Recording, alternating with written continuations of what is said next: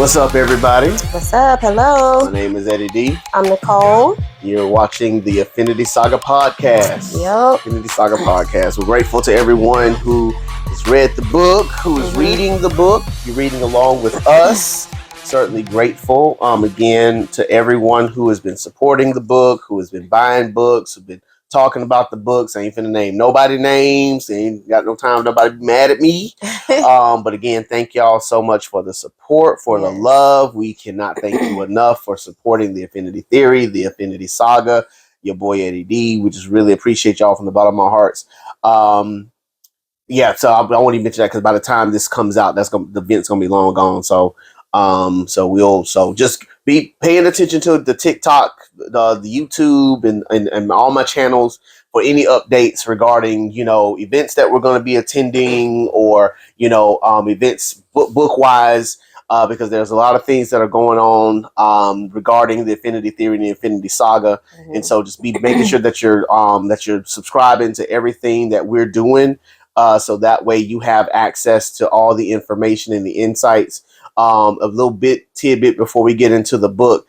I can't wait until we finalize this doggone book 2 book cover, because right now, we are torn between 5 different versions of this thing, and all of them are fire. All of them are fire. And so grateful that we got the program, that we got the look and all that kind of stuff. Even the newest bad guy in book 2, he's fire. And so I just can't wait to share this with y'all, but we got to make sure we get it right, because once we get it right and finalized, that's it. We ain't making no more changes. Yeah. And it's crazy. You're talking about book 2 and we you just released book 1, but it goes to show you how serious and dedicated you are to the saga itself, and wanting to make sure that it gets out. And just to kind of put it out there, you're trying to release one every year if possible, if not a year and a half. And so working super hard on doing that. You are in book 4 now, writing book 4, and editing 2 and 3, coming up with the cover for 2. And so it's you're doing multiple things, at the same time to try to get this out to y'all, because some of y'all have already finished book 1, like myself, and ready for book 2 already. But you got to give it some time to get this one out, and get this one, just everybody excited for it and everything. So book 2 is going to come out. It's just going to be about a year from now, because by the time this podcast come out, it'll be November, end of November. So about a year from now. Book 2 will be out. But the dedication is there. And as long as y'all guys keep supporting, and even if you weren't supporting, it's still gonna come out. It's gonna come out regardless. Because I love it, and there are a lot of people out there who are loving it as well.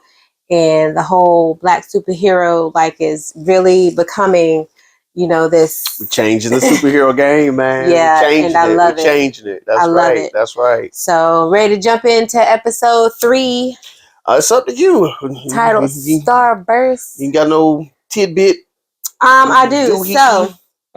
So their powers were, discussed in chapter 2. Chapter 1. So chapter 1. I'm sorry, y'all. The second podcast. 2. No, we just talked about, they just demonstrated their powers in chapter 2. You mean the mural on the wall? No, they just told Starburst. They're just oh no, I'm sorry. No, that's in 3. No, we're there now. No, we're there now. We're there now. We're in 3 now. So now we are about to discuss their powers. Yes.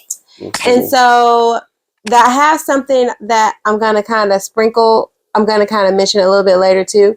A little tidbit that I'm not gonna mention now, but mention a little bit later. So I wanted to talk about their powers, but I'm wondering, should we talk about their powers first, or should we go in one by one through the chapter talking about their powers? Because they're about to just show off. That's up to you. However you want to run it.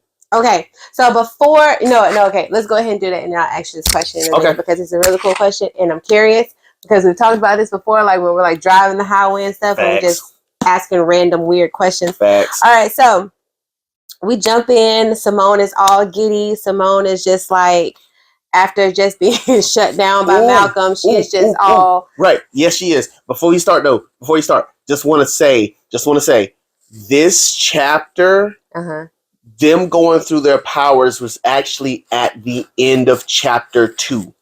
Ooh, that's a good tidbit. Yeah, I just remembered that. I just remembered that. What we're about to see them do originally was the end of chapter 2.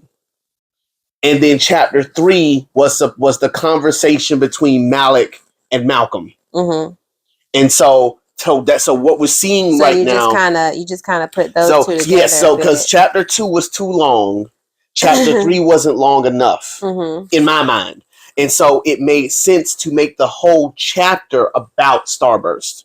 Because Malcolm's going in to talk to Mallack about Starburst. The team is meeting Starburst. So it made sense for these two parts to come together. So that way it's the Starburst chapter. Yeah. Gotcha. So, okay, go. Okay, that was now really you can go. Cool. Some cool info. Yeah. All right. So the first person we start to so I like to say that out of the whole team, excluding Malcolm, I feel like Malaysia is like that team's leader. And you guys, we're gonna kind of see that a little bit later. But like she just like takes charge, and even like later when we discuss the whole, battle scenes between all of them, Malaysia is the one that was hardest for her to beat, and Malaysia doesn't have like the powers like everybody else. And so that's why Malaysia to me is like one of my favorites, besides Carl too. She's just a badass, man. She just gives off, badassery. Those vibes, yeah. Badassery. Yes. And so the first powers we get to witness are Alexia. Alexia is telekinetic. And telepathic. Huh? Telekinetic and telepathic. In both of them, yep. She talks about one and then she talks about the other. Yes. So she is basically one who can make you just she can make you do what she wants you to, basically. And it kind of reminded me of, and that's why I always say like this book is just, if Marvel, Twilight, and what was the other one? X-Men. If all of them had like just foursome, like you got that right there. Because I'm thinking about Twilight, the last one when all of them are coming together and you get to see like what they can do, and the fact that she just touches you and like makes you see something different, or makes you feel something, and you're like, wow, is this real? No, this is not real. But the fact that I know this is not real, but I'm still seeing it is so freaking cool. Yes. So love that about Alexia. Other than Malaysia, I have a favorite thing about all of them, to be honest, because Alexia is one of my faves too. I'm not gonna lie, and that's probably because I know a little bit more about her and how much of a badass she is too. But I feel like I love all of them for different reasons. Alexia, she's a badass. She can, and she's not cocky about it. She's not cocky about it. She still has that humility, and so she just does what she does. And we're gonna see that at the end of this book too, where how much of a badass she is. So that's Alexia. We meet her, and then I think the second person we meet is Malaysia, even though we've met them already, but they start to like just talk about their powers. One of my faves. She's basically eagle eye, basically see through your clothes or whatever. But like she's also, I mean, like I said before, she just reminds me so much of Black Widow. Like she doesn't have the power that can seemingly help you the most as far as in combat. And you'll see like in some of the battles that they're in, she's kind of afar helping, not so close up. If she has to be close up, she has her weapons and stuff to help her. But I think that the training that she does it really helps in her combat, because she's not a combative, powered person. Like she is literally, she literally reminds me of like Stephanie, like how if she stayed in the place, that would be what she would be doing, because she's not combative, but out in the field she is very useful. And I think that we don't talk about it that much, or we don't talk about it like that, but I think that's like her training, like her zeal to just want to go and do, and to make sure that she's doing her part. Like, and so then I wonder, like, I don't know, her powers are just so interesting to me, because she can like change her vision, like how she sees things, in 2D, 3D, 4D, or sees things far off, or brings it back up close, or makes things darker, or makes them lighter, or changes the shade, can change the color. Like that is freaking psycho. Like what? I don't know. But I think that's pretty cool. Then you got my boy Carl. I love Carl. I love Carl. He's so calm, cool, collect, y'all. And every time the gentle giant. Yes. The every gentle time giant. I think about Carl, I'm thinking about just this like muscular big dude. Who's just so sweet. Big old teddy bear. Okay. Big old teddy bear. And so his powers are basically, I almost feel like he just can't die. I mean, I'm thinking like, even if like he was pierced with something, and he shows that example of like if he cuts himself, and then it just heals as soon as he like cuts himself, like you don't even know he cut himself. Right. I don't know if blood even comes out. I don't know if the cut is open long enough for blood to come out. He just heals that quick. Right. And so like I love him. Strong as crap. And so I think that we'll kind of see this a little bit later too, like because he is one too that doesn't really have like this combative power. He basically uses his strength. He's basically a Hulk. Yes. Basically a Hulk. Oh my God. Yes, that's exactly who he is. As a matter of fact, when I initially wrote his character, he wasn't supposed to talk much. He wasn't supposed to talk. He wasn't supposed to talk much. Y'all, no, I completely revamped that. When I tell you, Carl, I needed him to speak. I needed him to speak. I didn't want him to be big and dumb. I didn't want him to be big and dumb. I wanted him to be big and wise. Yes, he is. And so when I patterned his character off of Luther Stickle. Off of Mission Impossible. So Ving Rhames, if you know him, that's who Carl Luther is. That's who Carl. That's the embodiment of his character. Doesn't speak much, but boy, when he speaks, mouth, like you got to listen to him. Mission Impossible 3, for instance, he was trying to tell Ethan, hey, listen, man, do we need to talk about this girl? Is this somebody when you were training her? Was y'all? Because why, of all the people that she could have contacted, why is she contacting you? Listen, if I don't ask you, somebody else is. So what's up? So it's like when he speaks, you gotta listen to him. In the later Mission Impossibles, when he speaks, you gotta listen, even though ain't nobody gonna listen to him no way. Because he was trying to tell a girl, if you love Ethan, you should walk away. Here she comes. I'm coming with you. Of course. Why'd I even have this conversation with you? But okay, here we go. And so it's like, that's the character that I was patterning him after.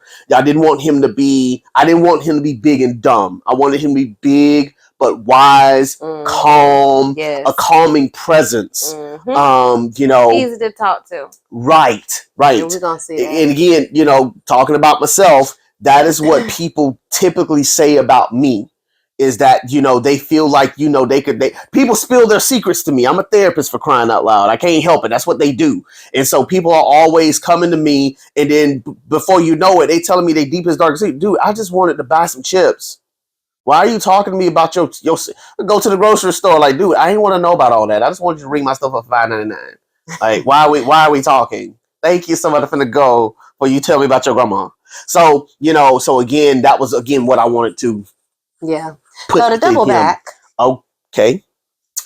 Because you're talking about Carl. Okay. I see what you're doing. About Starburst. Okay. So Alexia, her powers and like just her overall character. Like, talk about that. Yeah. So with Alexia is the person who wants to be everybody's friend. Yeah. She wants to be everybody's friend. She wants to. We're gonna see that. Yeah, right. I'll go. I want to go. That's me. I want to be everybody's friend. So here it is. You got Malcolm on the side of I don't want no friends. Mm-hmm. Here's the exact opposite. I want to be everybody's friend. And it's crazy because that can be a person having all of that. It can be. Oh, I just want to be alone. And then, I just want to go out and just be like, it's be life not of the party. Just it's not just either or. It's like exactly at different parts of life, or even in a day. You can feel like that. Yes, exactly. And so she embodies I want to be there for everyone. I want to help everyone. I want to do my part, and I want to be everybody's friend. Like I want everybody to know. I want everybody to know that you're welcome here. Yeah, you are welcome in this place. And so her powers then are an extension of that, because sometimes when I didn't feel like the world was the way that I wanted it to be, I tried to create my world. And she has the ability to implant, create worlds. That's good. Right? Yeah. And so when my world didn't feel like it was the world that I wanted, I would try to construct, I would try to manufacture my world, realizing, going back to therapy, can't do that. Yeah. But that's what I would try to do. I was trying to bend people and things to my will. And that is essentially what her power is. I can bend things to my will, make people move how I want them to move. We're going to see that in a big way in, I think it's chapter 13. When we get to the power party, we'll see that in a big way where, do what I want you to do. You're going to get to see that.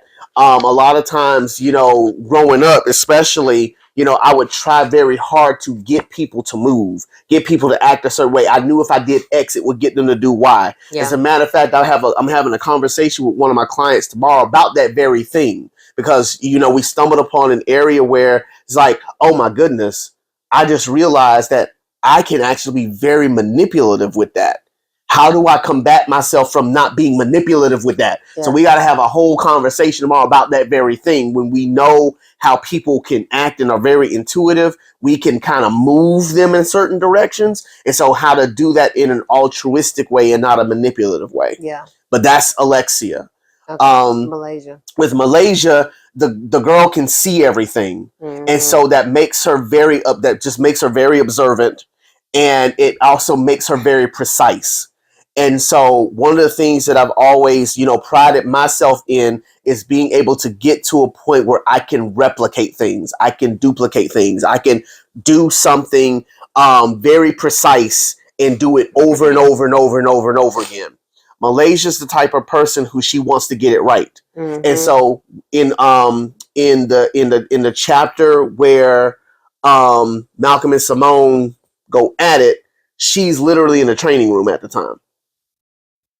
She's coming out. She's coming out of a training. That's what she does. Like, I'm always in the room. I always want to be precise. I always want to make sure I get it right. So I'm literally training over and over and over again, because for her to be the sniper that she is, she's got to literally hit the target over and over and over and over again. And for a lot of people, that repetition can get very monotonous, but that repetition is what makes you good at what you do. Yeah. It's part of the reason why, as I'm sitting here on the therapist chair with you right now, one of the reasons why with the previous position that I held, it was so frustrating for me, because that's what I'm used to doing. Let me figure out how to streamline this so that way I'm doing it's automatic. I don't have to think about it. And so with everything being a 5-alarm fire, it's like I don't really get a chance to streamline this stuff. Like I can't be my best because I can't make this thing precise. Yeah. Like I can't do it where it's like I don't have to think about it anymore. I'm always having to think. And because of that, it makes it hard to get to the precision that I'm used to. And so that's her. Okay. Yeah. All right. Well, now we're moving to Daisy. No, sorry, not Daisy, but Duncan. Duncan is a freaking show off. He got of guns. Course. I got guns. Of course, he's He a got show off arms. because I he got was guns. flirting. He was flirting with her at the end of the chapter last. I'll be whatever Okay, you need me to be, and she baby. quickly shut him down, which Whatever you need she me to be, should have. baby. Whatever You you know. need me to Oh, be. so you're that guy. I'll be whatever you need me to be, baby. All right, boo. All right. So okay. So now we meet Duncan, who's basically a human weapon. You know, walking around with guns and bombs and bullets, and plasma. doing that along. And how fitting is it that is his power with his hot-headedness? Yeah. Which we're gonna find out like later. Like Duncan's character is a mystery as well. And that's just because, you know, like we've talked about it. And so, like, when I tell you all these characters have a backstory, y'all. Super good backstory. I mean, you're not going to like see the backstory like that in this book. You're going to kind of see a little bit of glimpses a little bit later at the power party. But all of these characters have a backstory and they are so interesting, which is why I'm, you know, that's why I keep saying like book 2 is going to come out. Like this is happening. Like he is like, he's serious about it and he's moving with it. And so I'm excited about that.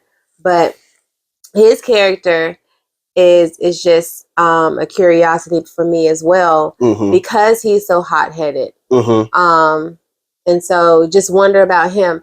Why is he so hot-headed? What is he? Shoot first. Yeah, shoot first, ask questions later. You know, when something happens, with first one to jump in. Put me in, coach. Yeah. Put me in, coach. That is. Put me in. Right. And I've had to learn how to be measured with that. Okay. I'd be so measured with that. Like, dude, didn't we just say we was gonna do down. Sit down. And that's crazy because that is a part of you, but then it's not too. Yeah. I don't know. It just depends. It depends. It really does. It really does. Like it really does. And part of it is like, you know, if it's a mind thing for me that even I'm having to learn to continue to work on and work out, because like there'll be times where I'm ready and willing and able to jump into the fray at a moment's notice. But then there'll also be times where it's like if I'm already doing something, like it's hard to break me out of that. Yeah. And so there's times where I'm ready to jump in guns first, ask questions later. Other times where I'm doing something else, and so I gotta have to break my focus on what I'm doing. And then other times where there's like a timidity factor in me. And that's even something that I've talked about with myself as our transition in life has been taking place, where it's like I'm having to step into some of those more direct roles of getting stuff done, where it used to be you being able to do that. But now because you work more than I do and I have more free time, I've got to step into those roles. Like that's something that I've been even working on with myself as a person, is jumping in when it's time. Like you look, if you don't do it, it ain't gonna get done. Yeah. It ain't gonna get done because 5 o'clock hits and ain't nobody working at 5 o'clock. Okay. But you can't get to it because you working till 5 o'clock. I'm working till sometimes 6, 7, 8. Right. Exactly. And so you're absolutely right. It's like that is me at times, but at other times you'll see I'm like a Malcolm, where it's like, you know, just be a good soldier and do what and I'm focused on this one thing, or you know, I'm Simone, I want to go do something else. I don't want to do anything else. Right, exactly. So yeah, so you're right, but him, it's just the shoot first, ask questions later. Gotcha. Okay, so then we move into Daisy, who is fast as crap. I'm not gonna lie, she gonna get on you. But you don't see that really like that in this book. Yeah. But she is super, super duper fast. And that's really just kind of like it with her. I mean, she trains, she's so she knows how to fight. She's a hyperkinetic. But that's basically her power. She's the Flash. Yeah. She's the Flash. Quick. She's quick. And as you begin to see her character a little bit more, she's the one who I'm trying to do right so people can see me. Yes, we will see that a little bit. I want you to see me. Do you see me? Can I get what I'm owed? You'll see more, like a lot more of that in book 2. Yeah, and so that's where her character. 2 or 3? In 2. So she feels like she is she's entitled to a lot of things.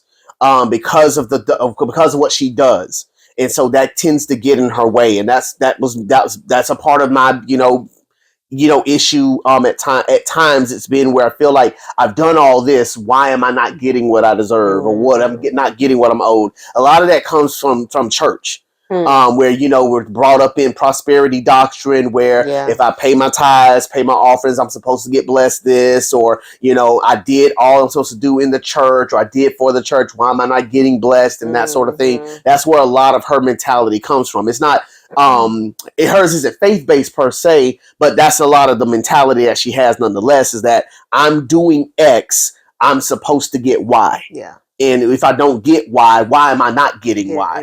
We're going to see it again. We're going to see a lot of that. That's Simone. Oh, that's Simone. Look. See, I'm getting frustrated already. That's all of the team, isn't it? That's all of them besides, Malcolm. Yeah, that's it. And Simone. So then we get to Miss Simone. I'm like, I read this. I'm like, so dramatic. Because here we go. She continues. Well, I am Simone Watson. You're so stupid. But first she tells them to go and stand back behind something. Because she don't want to get hurt. Whatever. She is dramatic. That's what she is. She closed her eyes and pointed her hands to the ground at her side as she concentrated. Energy churned through her veins. The descriptiveness of this, you guys, is on point. Her temperature spiked. I'm getting hot. Sparks began to flow from her hands like two upside down spark fireworks machines. She then slowly levitated 2 feet off the ground. Her hair slowly glowed from the root, changing from jet black to red to orange. That's a nod to my wife, by the way, that jet black part. That's a nod to my wife. Let's see if she caught that. I did. That was my nickname back in the day. Yeah. She leveled her head and opened her now glowing yellow eyes. So I'm thinking to myself, y'all, when I tell you, I'm literally visualizing this. Yeah. I'm like, yeah. And do you know where I got that from? So I put in here, it reminds me of Storm. Okay. It reminds me of Storm. Yeah. That's what it reminds me of when she's up. Yes. And then she's up in the air and her eyes are just white. Okay. Yeah. That's what it reminded me I remember that. Yep. I remember that. But who were you going for? Captain Marvel. Captain Marvel toward the end of the movie when she's trapped. And then, as she's breaking out of the mind thing, her body is doing what her mind is doing. And she's coming. She started levitating, and then she opened her eyes. The auras around her. That was what that moment was. This is, y'all, this is superhero. I'm just telling you. And then this is how dramatic she is, though. The team marveled and shielded their eyes from Simone's radiance. The eagle adjusted her eyes to capture Simone in all her shining glory. She declared, "My code name is Starburst, and I create stars." I'm just thinking to myself, you so darn dramatic, chick. Come on, man. Yeah. You could just say, well, my name is Simone Watson, and I create stars. Boom. But you just gotta. Nope. You gotta talk in the beginning and then show yourself off. I am a whole show. And then be like, I create stars. Yes. I am Starburst. Yes. I'm like, and so I wanted to also mention, like, it is so cool to me how the team has fought with each other for all these years. But like when Daisy was finished, like with her whole demonstration, everything, how everybody cheered for everybody. Yeah. It's fascinating to me how they're still fascinated with each other. Yes. Like, yes. Just to see them like in their element, they are still like little kids. That's some cool stuff. Yeah. But then also I'm gonna tell you, Simone kind of reminds me of a mini Duncan a little bit. Yes. Kind of reminds me of that little hot-headedness, her rivalry. Yeah. Even when you get down here and they're like, I don't think he'll be back anytime soon because she's looking for Malcolm. Of course she's looking for Malcolm. And then, they say, don't worry, you'll get your chance to show him. She just want to be a show off in front of him. Just like Duncan. You can see, just like Duncan. Because even when Duncan was going back to get old boy, get George. and he was just in his mind, he was thinking, let me show my big brother. Yeah, show him so that way he can get off my back. This is what he wanted. Yeah. And I feel like she like almost the same right, and then almost the same way. And so then when they say, "Don't worry, you'll get a chance to show him what you got," Simone raised her right eyebrow and thought, "Damn right, I will." The sooner the better. Here we go. That's all I thought. Here we go. This is It started before this, but this is where it starts. Yeah. You tripping. Yep. And so that is where that basically ends for them, because you're gonna go to another like little scene. Yes. With Malcolm and Mallack. Yeah. About to get handed to him. Yeah. Both of them. It was kind of funny to me a little bit because Malcolm went in like, show this. Yeah. And so, but then you also see some of his fear because he talks about the fact that, where is it? He remembered where he was going and understood that even the most experienced and decorated defender in Uri City's most exclusive contract defense corporation was expendable. So he would do well to walk into the office with poise and class. He chose a different direction, though. What the frame is, director? Yeah. I love that part. Yeah. It's like, I know this is, I'm expendable. They can fire me. But you know what? All that. What? All that. And so it was funny to me when Mallack was like, "I love you like a son. I would kick your ass. But I would kick your ass." And I was just and I feel like she was just so calm, cool, collect about it. I love you like a son. I would kick your disrespectful ass if you ever come in there like it again. Malcolm grew some balls, though, I'm telling you. Right. Yes. It's like he has it every now and then. When he's angry. Yeah. That's when this comes out. He speaks his mind when he's angry. Yeah. Yeah. And that's the thing. And that's, again, speaking to an element of me where, if you get me riled up enough, it will force me to speak. It's something that, again, I needed to work on, because that was the only time that I would actually... I'd have to get really upset to talk. And whenever that would happen, I wouldn't know how to say what I wanted to say, because it's all a bunch of bottled up stuff. Because Eddie, like, let me tell you something, y'all. When Eddie get upset, so with our girls, like when we've had like to deal with different things like at school or whatever, I try to deal with it first before I bring Eddie in. Listen. Because I feel like I'm more of the hothead, but I also feel like I don't know. It's just a different type of... Leave my girls alone. Yes. Leave my girls alone. I feel like when Eddie steps in... Leave my girls alone. There's about to be some... You got one. You got one chance. He's really good with his words, y'all. You got one chance. He's really good with his words. You got one chance to say what I want you to say. And you don't say what I want you to say. I feel like he knows how to really... I feel like he knows how to really cut someone without cutting. And to use like these different, I don't know. It's a different, I don't know. It's different. Yeah, and so I feel like when I don't care no more, when I don't care no more, you finna get this business. Like with Allie, with the whole thing that happened. When Allie came in that last time, it was like, well, he's such and such and such. He's such and such. All I heard was Eddie say, but listen, it was a Carl voice. Allison, do we need to step in? I said, I got it. I'm contacting the teacher right now. Okay. I got it. Are you okay? You got one time. And that's all I'm gonna do. You got one chance to explain yourself to me. Okay. And it better be exactly what I need to hear, because if it ain't, you gonna get this business. You know what though? It is crazy. That's funny, right? I'm sitting there thinking about when every time I gotta deal with America Wholesale. When I gotta deal with... And it's so crazy because he'll be done told me like the conversation, and he'll be so, I guess, like try to be not calm, but try to be like not sincere, but trying to be nice about it. Look.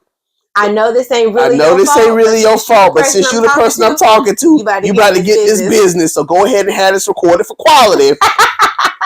But you about to get this business. So I know you ain't the one who did it. That's how She's gonna be the one to fix it, Jay. That's how I see Mallack just then. Malcolm Bennett. Yo, I love you like a son. I love you like a son. But I will kick your disrespectful ass if you ever come in here like that again. Ever again. Okay. You got one time. You got one time. And so that's how I say Mallack. We haven't.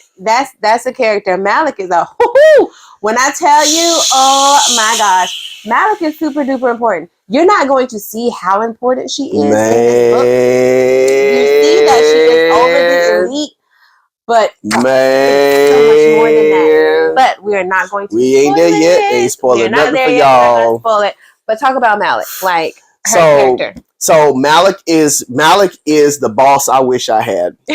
I'm the honest goodness truth. She is the boss that I wish I had, because and you know this just from even the last situation that I had go on my job.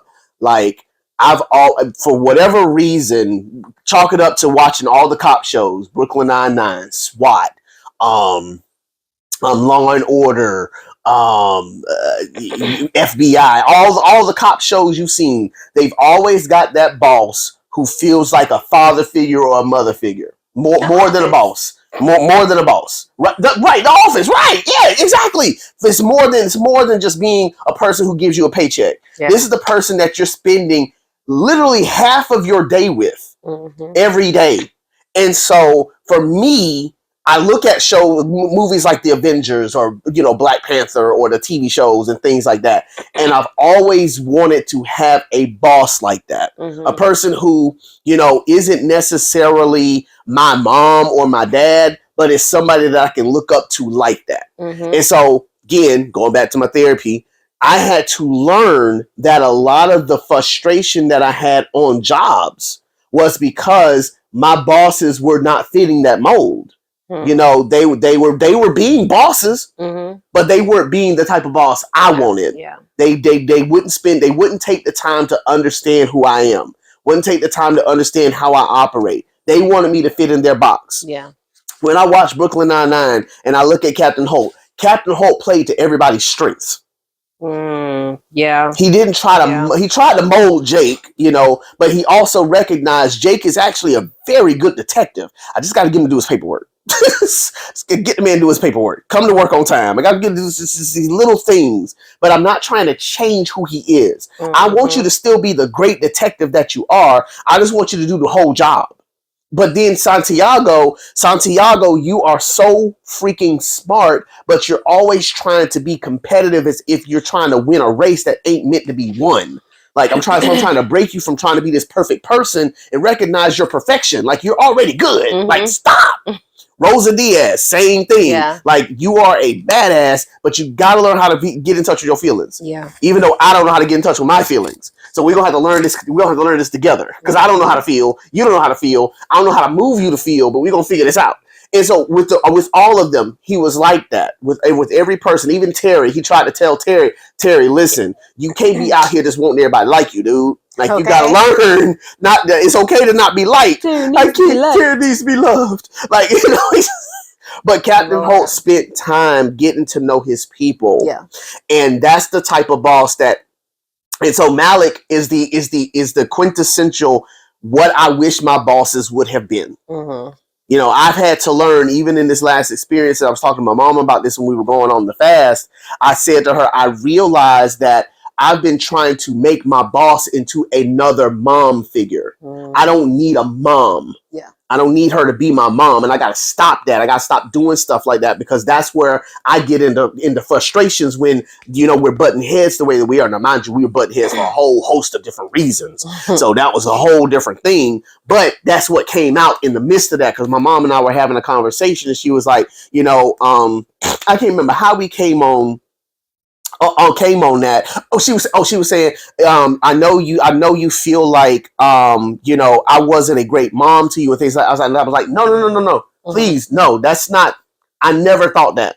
I always knew you were a great mom to me. I always knew that you were a great person. So take that thought and throw it away. The issue for me was that whoever's closest to me, I was trying to turn them into something that they're not supposed to be. Yeah. And so the reason why I felt like I didn't have a mom is because I wouldn't allow myself to get close to you. but I'm getting close to this person that I work for, and so I'm trying to turn her into something that she's not supposed to be. Yeah. We see that happening here. It won't show up in waves the way it needs to until book 2, but that's what's happened here. Yeah. Mallack is the mother figure for Malcolm. Malcolm feels safe in this space. That's why he speaks the way that he does to her. And we wonder why, people. Can't say nothing yet, though. Can't say nothing, but you know, but again, he feels that because that's the one who's in closest proximity to him, and so they have this kind of mother-son relationship, and because he feels safe, that's why he feels freer to speak his mind when he's upset. He has to learn how to speak his mind at all times. Yeah. But when he's upset, she makes him feel safe. Because if you notice, like you said, calm with it. Calm with it. You got one more time. You got one more time. And throughout the whole thing, he's like, I'm not. I want to go at him like a boss, but I'm not going to go at him like a boss. Because if I do that, this conversation's not going to go where I needed to go. Yeah. I'm going to take it where I needed to go. Help him see what he needs to see. So yeah, I'm a hush now. Yeah, no, that's good. That's good. I love that part. I love that part of the book. So as we are moving along in this chapter, so we see that Duncan only has 1 year of experience. So is that experience all together or just in the elite? I want to say that might be a plot hole, because he has 1 year of experience with the elite. Okay. So that might be a plot hole where we haven't where I didn't flesh out his entire time with the company, or maybe as soon as he got the call, because of how skilled he was in his profession prior to coming, because we ain't got there yet. In his profession, before he got here, they went ahead and put him on the squad. So that's something that I don't think I fleshed all the way out. I think that because I feel like I remember reading the fact that he was on a different team before, because we just don't know how long he was on the other team before coming to elite. Or was it that they wanted him to be put on a super team for a little bit? I think he said a little bit longer, for a couple of more years. Malcolm said that's what he wanted to do with him. He was like, "Yeah, go send him to a super team. Let him sit on that for a little bit, and then we can bring him back." Yeah, Malcolm said that in here. I forgot. What do you want us to do with What do you want us to do with Duncan? What's the question? What do you suggest we do? We'll get there. We're gonna get there if we haven't already. But I love how Mallack getting here it is, page 37. Malcolm's eyes beamed, right there. And he quickly set back up. Easy, we cut Duncan loose. Send him to another team, a super team, get a few more years under his belt, then maybe we can bring him back and we can be a team of 6 again. That's what I was thinking about. That's what I was saying. Yeah. But you see, he said 6 there. But going back, I love how Mallack used like reverse psychology on him. Did. Hey Malcolm, what was the mission, boo? What was the mission? Yeah. What was the mission? That's correct. Get the batteries. And your team completed the mission, right? Yes. Yeah. Technically. Okay, cool. So here's the second question. Then what do we do with Duncan? What do we do with Duncan? And then he wants to give his 2 cents, but like, nah, boo. Nah, you just gonna have to do what you gotta do, because the company said so. Exactly. And then you gotta give grace. You know what I'm saying? Yes. But Malcolm, all of them have some level of hot-headedness to them. Malcolm's hot-headedness seems to come when things don't go his way. Bingo. Bingo. You nailed it. So that's right. When things don't go the way he think they ought to go, that's when he gets upset. Yeah. And he tries to get them to go his way, and it don't ever work. Yeah. Yeah. And so that's me. A little fun fact. So I'm reading through Eddie's what do you call it? Your journal of the Affinity Journal. The Infinity Journal, where you kind of map it out, outline it, all that kind of stuff. And so I seen in there where Malcolm's father was a director. But it's not in the book. Good. Okay. And so I was just wondering Like, like, do you still kind of hold that info? So I don't know. So originally when I wrote it, when I was writing the Affinity Theory, that part was in the book. That part was in the book where he was trying to live up to his father. Trying to live up to his father, and his father having been a director. So that part was originally in there. For some reason, I couldn't map out how to make that work. Especially to try to fit the book later. Right, exactly. And so for me, that was just his story. Yeah, right. So for me, I didn't know how to make it work to keep it going, because that was going to be a pivotal moment where it's like I got to be like my grandfather. Talking about myself, grandfather, father, pastors. Yeah, like that was what I was trying to work in there. It's like, I've got, a whole lineage of pastors in my family. My dad's one. My mom is on the sly one. Grandma's one. Granddaddy. Uncle, granddaddy. Like I've got a whole bunch of aunties and uncles who are all ministers and pastors and friends that are pastors. And so, for me, I've always been living under that shadow.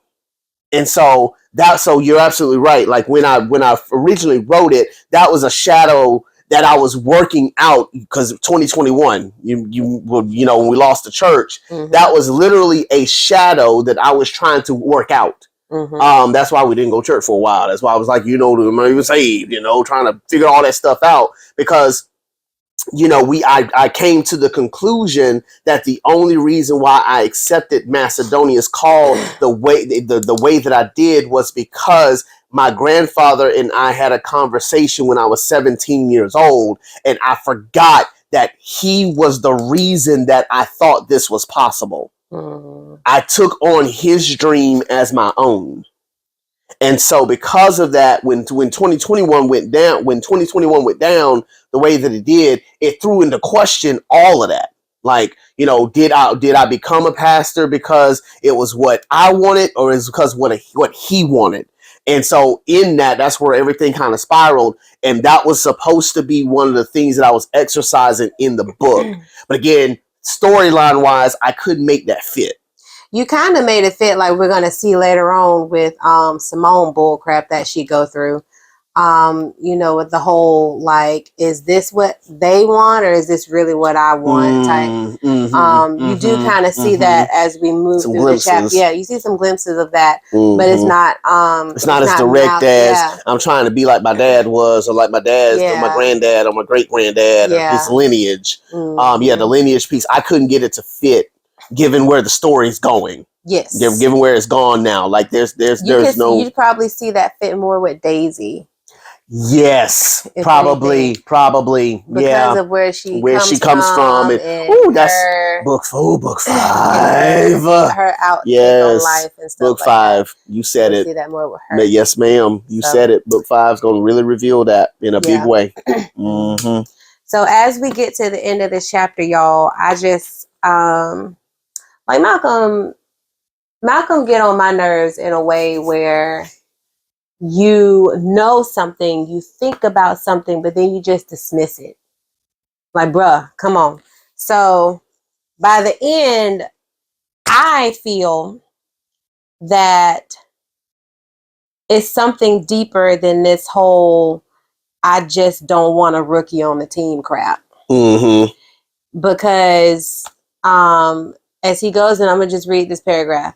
Malcolm took a deep breath and reasoned that if he wanted to get to where he wanted to be and not lose his job, he would do what he's told and not question the company's wishes. There go his do what I'm told so that I can get what I want. Because she was talking about, you said you want to be a director one day, right? Yeah. The one making the decisions rather than, being told what to do. Yeah. He walked the grand hall while he recalled the energy he felt through Simone's veins and reconciled. At the very least, I gotta figure out what's driving her engine, because that power, I've never felt anything like that before. This is what he's thinking.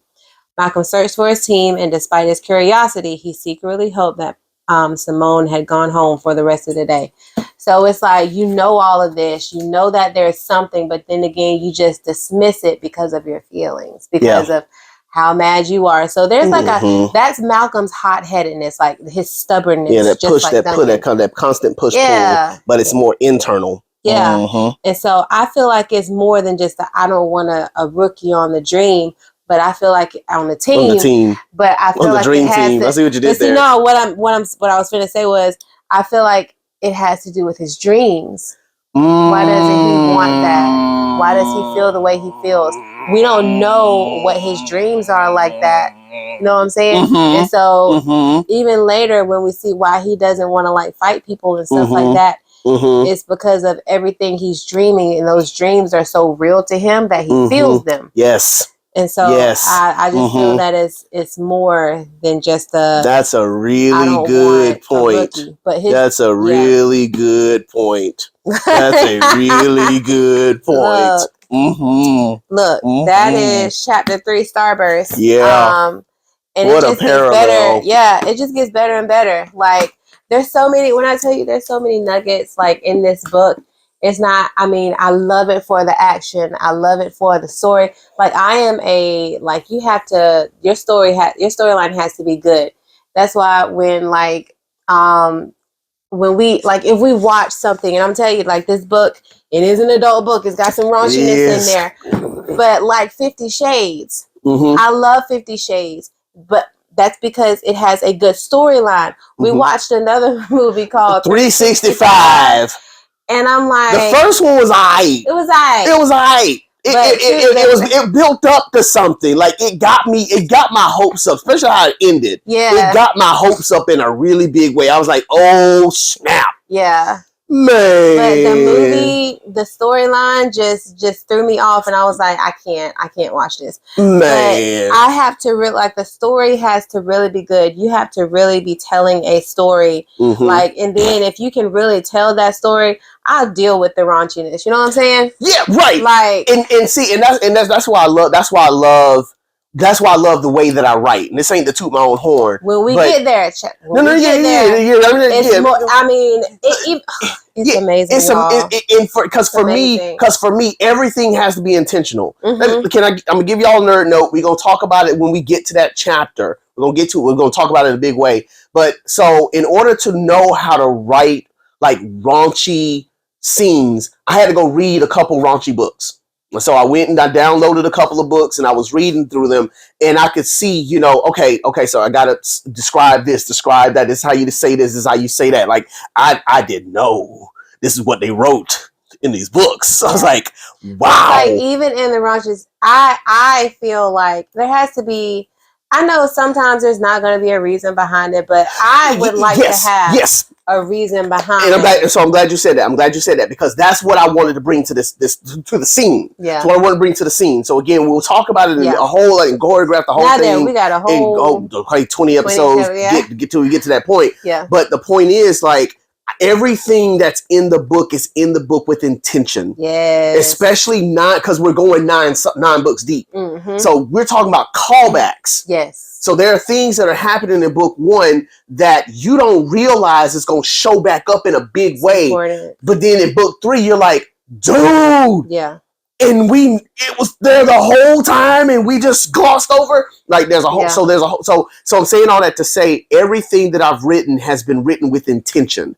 It's not in there just so I can say I put it in there. Yes. Like I didn't write raunchy scenes. I didn't write, the sex scenes just so I could say I wrote a scene in there. Yeah. Like there is intentionality behind everything that's in the book. And so for me, that's what I think makes compelling storytelling. When you can bring intention to everything that you're writing. Yeah. Like one of the things that I always, well, let me not say always. One of the things that my beta readers told me was, I need to feel your book. I don't feel your book. And so I literally, when I went through that last round of edits that I was so mad about, because I'm like, dude, I got to edit this book again. But I asked the question, what do I want my readers to feel? What do I want? What do I want? What am I hoping my readers will feel? What do I want them to know about this moment? Whose thought do I want them to hear?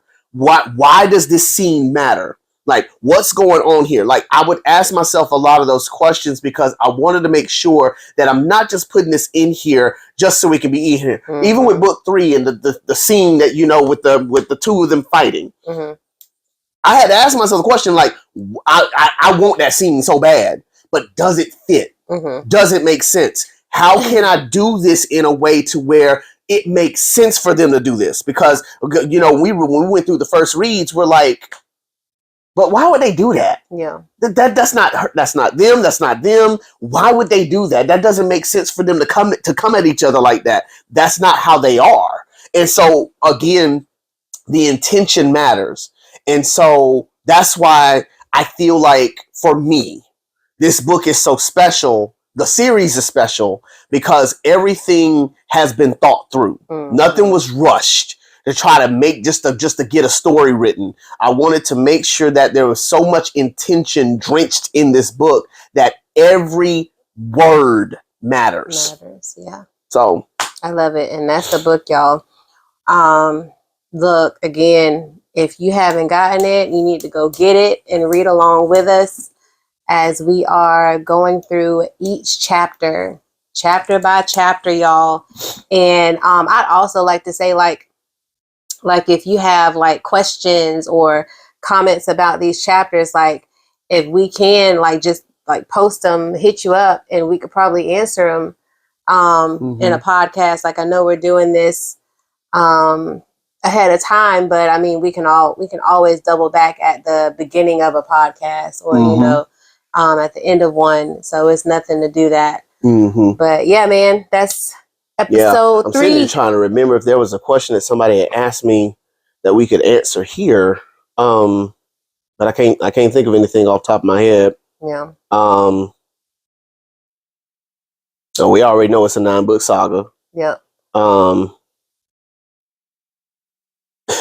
Somebody did ask the question, but I think they were trying to be sarcastic about it more so than really like curious. It was more sarcasm and curiosity in light of the election and all that jazz. Okay. But they asked the question, why all black? Why all black superheroes? Why not?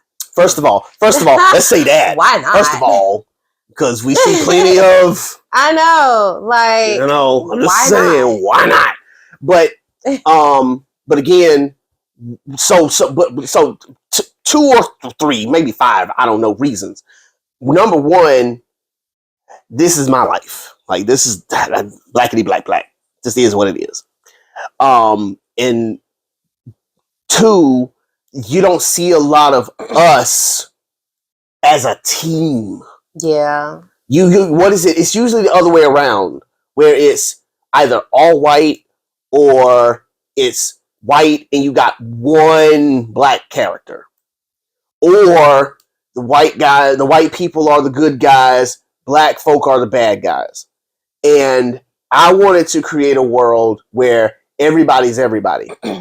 Yeah. You're the good guy, you're the bad guy, yeah.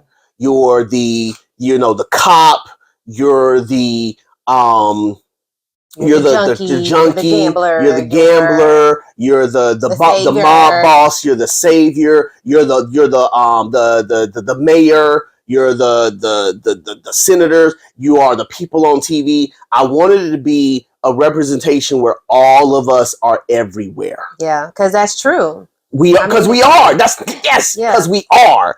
And it's like the only time, it's like this, and I think, again, we're watching this at the, after the elections ended. I think that's why part of me is like, it's sad. It's sad about this because, like, it is clear. I don't care what nobody say. It is clear, for whatever reason, they just didn't want to see Harris at the top. They didn't want to see Harris at the top. They didn't want to see Hillary at the top in 2016. They didn't want to see Harris in 2024 at the top. And it makes me sad that, and this is an element of book 2, mm-hmm. that... Well, y'all, when I tell you, like, what is going on now, you will probably think when book 2 comes out that he like just kind of mimicked this, but no, book two was written. I finished book two right in 2022. yeah, y'all. so long ago, 2 years ago, yeah. this book was written and done in 2022. Just doing the edits right now. Been doing edits for about a year. Like, but the same stuff we were dealing with in 2022 are the same things that we're dealing with right now, where it's okay for us to be athletes. It's okay for us to be your entertainers. It's okay for us to be in all these other pockets of areas. But when it matters the most, having seats at the table, being at the top of the totem pole of leadership, or bottom, however totem poles work. Because I read something yesterday about how totem poles really work, and I was like, wait, what? So I got to go back and do my research on that. But that's not the point. The point is, like, we're having to constantly prove ourselves over and over and over and over again that we belong in all spaces. All of them, not just the ones where it's convenient. We belong in all of them. And so for me, I took the racial element out of the book to bring about the same argument. Yes. So it's not the fact that the people in my book are black really aren't the point. That's not the point. It's not. It's not the point. And so again, we'll get to it when we get to the chapter when they're watching the news and they start to talk about it a little bit. We'll talk about it in more great detail because I don't want to spend too much time on it today. But that's one of the reasons why I didn't put white people in my book. It's not because I'm racist or anything like that, but the same arguments are being had. And if you know anything about X-Men, that's exactly what's happening in the book. And that's the only hint I'm going to give you. If you've seen X-Men and you've seen some of the commentary on society that is embedded within X-Men, then you know exactly what I'm talking about in this book. Because even if you got a whole race where it's just one race of people, skin color wise, there's always going to be a reason to be a have versus a have not. Exactly. A good guy versus a bad guy. It don't matter whether you got 50 races or one race. Yeah. There's always going to be somebody who thinks that they're better than somebody else for whatever reason, and as a result think that they should overcome or take over or dominate somebody else. And so again, it shouldn't matter. The book is still good. Go get it anyway. Yeah. And if you feel like you don't see yourself, pretend that you are. Okay. Pretend that you're in there. I feel like this is a book, no matter what race is in it. I feel like everybody can relate. Everybody can relate. Everybody can relate to this book. So. Yes. Exactly. But we'll keep going on. Yeah. Thank y'all so much for listening, for watching. Next episode is called The Collector. Oh, snap. I'm super excited. I don't like her either. Oh, she get on my ever-living last nerve. Yes, she do. Oh, I love writing. Real witch. Yes. I love the hater. I love the hater. And so again, so that's gonna be chapter 4. And so again, thank y'all so much for watching, for your support. Share, like, comment. Questions, anything, let us know. And again, we just love y'all so much from the bottom of our hearts for just being a part of this. Go ahead. And one little announcement, this will be coming out, probably around this time. It'll be in December. So I want to let y'all know in February. Really quickly what's going down in February. February 22nd and 23rd, we will be at the Atlanta Black Expo at the Georgia World Congress Center in Atlanta, Georgia. Selling books. So we're going to be promoting the books, selling books, be able to sign copies, the whole 9 yards. So if you already have a copy of the book, maybe you ordered it from like Amazon or some other bookstore, and you want me to sign your book, if you're in the Atlanta area, I'll be more than happy to do that. We can take pictures, the whole 9 yards. We're going to be there on the 22nd from 6 p.m. to 10 p.m. and then the 23rd from 10 a.m. to 5 p.m. And so go to the AtlantaBlackExpo.com, order your or I think you got to I think you got to buy tickets in order to get in, but it's a whole plethora of things that's going to be there. We probably will end up spending like $1,000 because there's going to be so much stuff there. It's going to be for 2 days. So again, run, don't walk. Go to the website right now. I don't know if space is limited. So make sure that you sign up to go. We're going to be in attendance again on the 22nd and the 23rd of February. And so, yes. I don't know if you already have bought a book like that's not signed. Yeah, bring it. Bring the book and we'll sign it. All that. Yeah, and I'm not charging for signatures, none of that stuff. You know, if you want to buy a book from us, obviously got to pay for the book and stuff, but I'll sign it. I'll sign that one as well. But if you have a book already that you order from a different site other than from us directly, you want me to sign it, come on. If you want a bookmark, you can come out and get one of those as well. I'll probably like sell those separately or something like that. But again, yeah, come out. It's going to be a great time. And we're, again, just grateful that we get the opportunity to spend a little bit of time with the fans and, show our appreciation to y'all for supporting the Affinity Theory and the Affinity Saga. Yes. So we appreciate y'all. We love y'all. Yeah. As always, if you can't see the good, see the good. Love you guys. Peace out, homies.